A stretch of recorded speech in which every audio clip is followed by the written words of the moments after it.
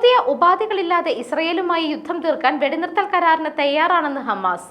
US മുന്നോട്ട് വെച്ച വെടിനിർത്തൽ കരാർ ഉപാധികളില്ലാതെ അംഗീകരിക്കുമെന്നും ഹമാസ് അറിയിച്ചിട്ടുണ്ട്. റോട്ടേഴ്സാണ് ഇത് സംബന്ധിച്ച വാർത്ത റിപ്പോർട്ട് ചെയ്തിരിക്കുന്നത്. ഹമാസിന് വേണ്ടി വെടിനിർത്തൽ ചർച്ചകൾ നടത്തുന്ന മുതിർന്ന ഉദ്യോഗസ്ഥനായ ഖലീൽ അൽ ഹയ്യ, ഖത്തർ പ്രധാനമന്ത്രി ഷെയ്ഖ് മുഹമ്മദ് ബിൻ അബ്ദുൽ റഹ്മാൻ അൽ താനി, ഈജിപ്ത് ഇന്റലിജൻസ് മേധാവി അബ്ബാസ് ഗമേൽ എന്നിവർ ഇത് സംബന്ധിച്ച് ചർച്ച ചെയ്തുവെന്നാണ് റിപ്പോർട്ട്. വെടിനിർത്തൽ കരാറുണ്ടാക്കാൻ നിരവധി ചർച്ചകൾ നടന്നുവെങ്കിലും 11 മാസമായി തുടരുന്ന യുദ്ധം അവസാനിപ്പിക്കാൻ ഇതൊന്നും സാധിച്ചിട്ടില്ല.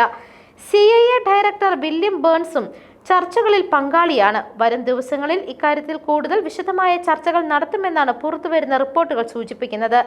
നേരത്തെ US പ്രസിഡന്റ് ജോ ബൈഡൻ ജൂണിൽ വെടിനിർത്തൽ കരാർ മുന്നോട്ട് വെച്ചിരുന്നു. 3 ഘട്ടമായിട്ടുള്ള വെടിനിർത്തൽ കരാറാണ് അദ്ദേഹം മുന്നോട്ട് വെച്ചത്. മുഴുവൻ ബന്ദികളെയും വിട്ടയക്കുക, ഘട്ടം ഘട്ടമായി വെടിനിർത്തൽ ഏർപ്പെടുത്തുക എന്നിവയാണ് കരാറിന്റെ പ്രധാന ഭാഗം. അതേസമയം ഇസ്രായേൽ ആക്രമണത്തിൽ 6 ജീവനക്കാർ കൊല്ലപ്പെട്ടു എന്ന് UN അറിയിച്ചിട്ടുണ്ട്. സെൻട്രൽ ഗസയിൽ UN നടത്തുന്ന സ്കൂളിൽ ഒന്നിനു നേരെയാണ് ആക്രമണമുണ്ടായത്. ഒക്ടോബറിൽ ഇസ്രയേലും ഹമാസും തമ്മിൽ സംഘർഷം തുടങ്ങിയതിനു ശേഷം ഇതാദ്യമായിട്ടാണ് ഒരു ആക്രമണത്തിൽ ഇത്രയും പേർ മരിക്കുന്നത് എന്ന് UN അറിയിച്ചു.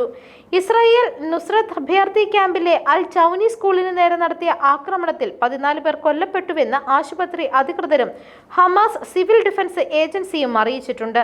ആയിരക്കണക്കിന് ഫലസ്തീനികൾ അഭയാർത്ഥികളായി കഴിയുന്ന ക്യാമ്പിന് നേരെയാണ് ആക്രമണമുണ്ടായത്. News desk മെഗ്നവിഷൻ.